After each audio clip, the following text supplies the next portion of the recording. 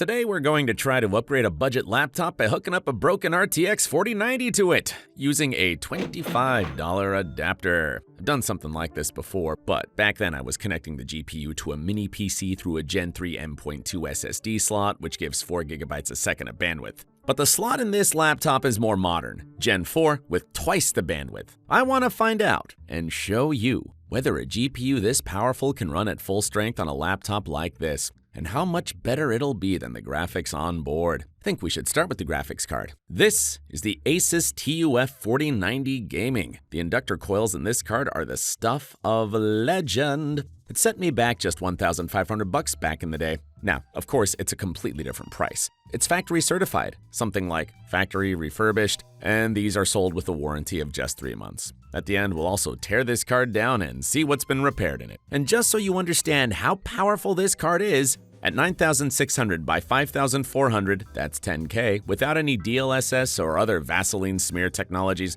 this card can push a smooth 50+ FPS in GTA 5 on Ultra. The card doesn't arrive in a factory box, but in this one, plain white, no identifying marks, with nothing but the card inside. That's probably done so that you, being a successful businessman, don't get any ideas about reselling them on the side as new. Because if it came in a factory box with a full kit, I swear you could make an extra 35% on every card, just like that, even with the defect this card has. More on that later. The card has obviously been used. There's even fur from the previous owner still in it. What did put me on edge is that the card arrived with a damaged seal. For such a fat GPU, I got myself an equally fat power supply, a Cooler Master 1050W White, and it already comes with a 16-pin 600-watt cable. God, that sounds like a threat. On top of that, it's angled, and that's very important. I remember how at launch people had these new connectors burning up bright for every dollar they paid, and the cause there was a cable not pushed all the way into the connector.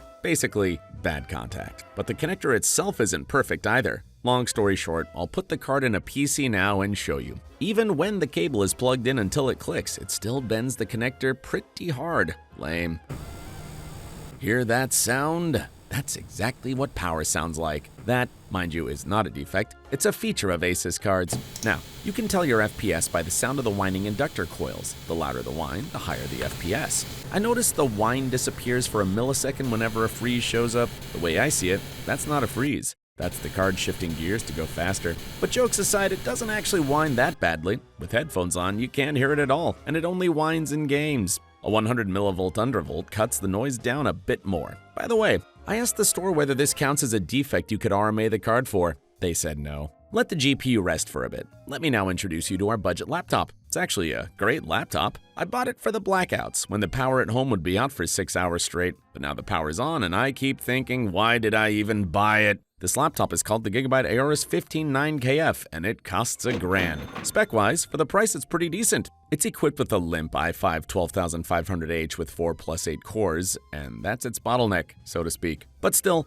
by my calculations, it should have enough muscle. The GPU here is the full fat kind, a 140-watt RTX 4060. And this card really can draw up to 140 watts, but only in Furmark. In games, it's 80 to 100 watts tops. As you can see, this mobile card is barely any different from the desktop one, and in practice, they put out mostly identical FPS too. The battery is genuinely powerful, 99 watt-hours. It lasted me 3 to 4 hours of working in DaVinci Resolve. The only things I didn't like about this laptop are the small display and the keyboard. Should have gotten the 17-inch version. Or, better yet, shouldn't have gotten one at all. Though the display itself isn't bad, 360Hz IPS. Those cheapskates at Gigabyte could have thrown in more memory though. Just a 512GB SSD and 16GB of DDR5 RAM at 4800 MHz. Luckily, the memory can be expanded without voiding the warranty, even though there are seals on the back cover. Though the salesman at the store where I bought it said the best move is to heat the seals with a hairdryer and carefully peel them off, that's all bull.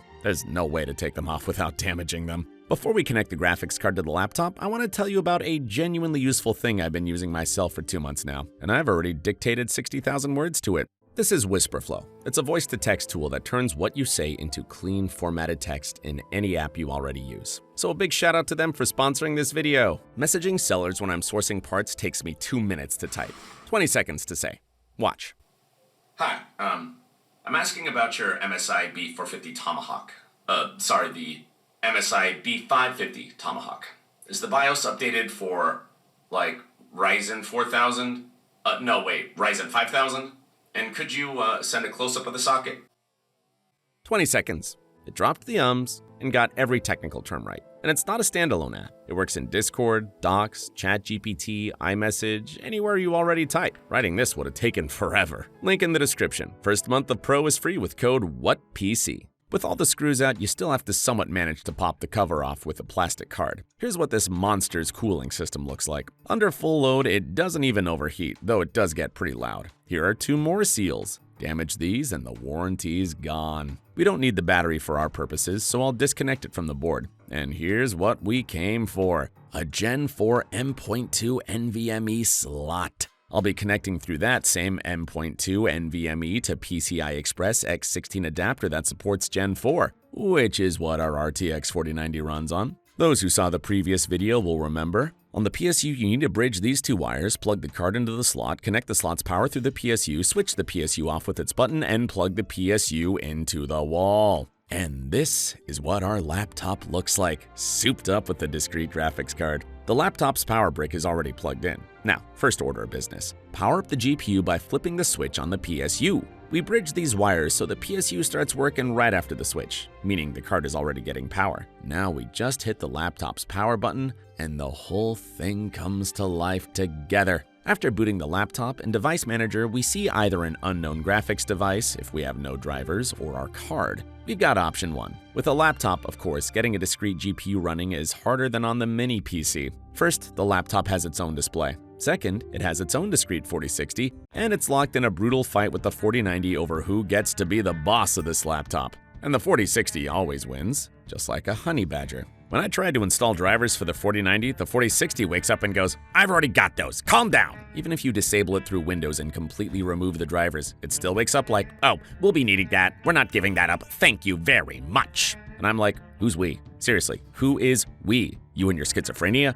Or maybe mine? Unfortunately, there's no way to disable it through the BIOS, and the BIOS here isn't very functional in general. Almost nothing works. That disappointed me quite a bit. Even before the 4090 arrived, I managed to hook up the indestructible Radeon 580 to this laptop and even play some GTA. But it's weaker than even the 4060, so that doesn't count. It probably worked because the drivers are different. I tried everything to connect the 4090, the left M.2 slot, the right one, but I couldn't get it to output an image. I partially succeeded when I disconnected the laptop's display and left only the external GPU's monitor, but the screen froze solid before even reaching Windows. Shame on laptops like this. That's my opinion. The content this budget laptop ruined for me. But what can you do? Let me show you how it runs on a regular PC through that same M.2 slot and adapter. I know some M.2 lanes go through the chipset and some go straight to the CPU, and in theory that can affect performance, but I don't think it'll change the numbers much, so I'll plug into the first available slot. And let's see the results. On the PC, everything fired up on the first crank. Here's the 4090 on 4 lanes. On top of that, I'll lift the power limit and overclock it at stock voltage.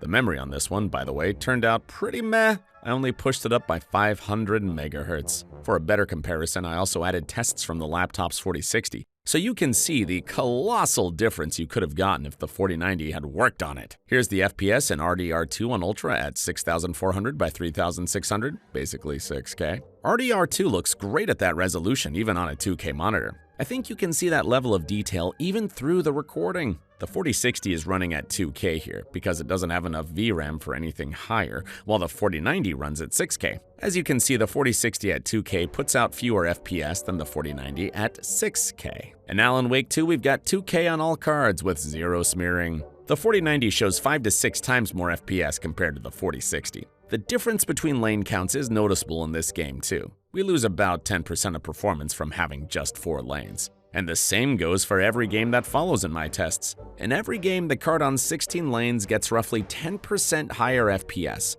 But the 4090 is still far more powerful on 4 lanes than a 4080, even accounting for that 10% the 4090 lost. If you're paying attention, you notice the power draw on 16 lanes is higher than on 4. Comparing them, the 4060, forced to run at 4K and at 10K like in GTA, shows 3, and sometimes 5 times fewer FPS. But of course, the 4060 isn't meant for resolutions that big. On the laptop in full HD, it handles every game on ultra settings. Plus, it's only 15 inches. And at that size, everything looks more or less sharp. And now, For those curious about the performance of a $1,000 laptop, here are the 3D Mark results. It's just a benchmark, sure, but I still wanted to include it. On the laptop, DaVinci Resolve with color grading absolutely flies. Of course, that's because the footage is in ProRes. But the point is that the laptop's 4060 is perfectly enough for this kind of work. Here's the difference in render speed. So, in DaVinci, the 4090 doesn't make much sense because the difference is just 30 seconds.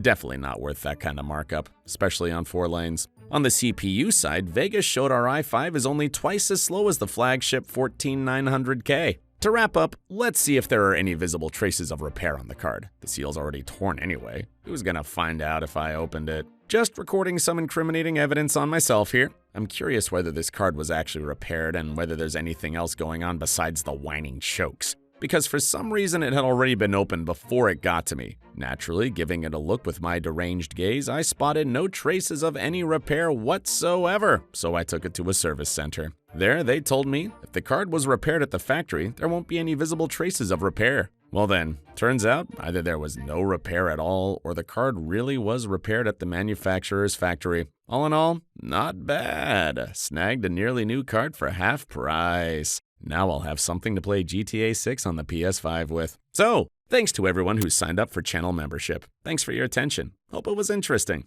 See you next time.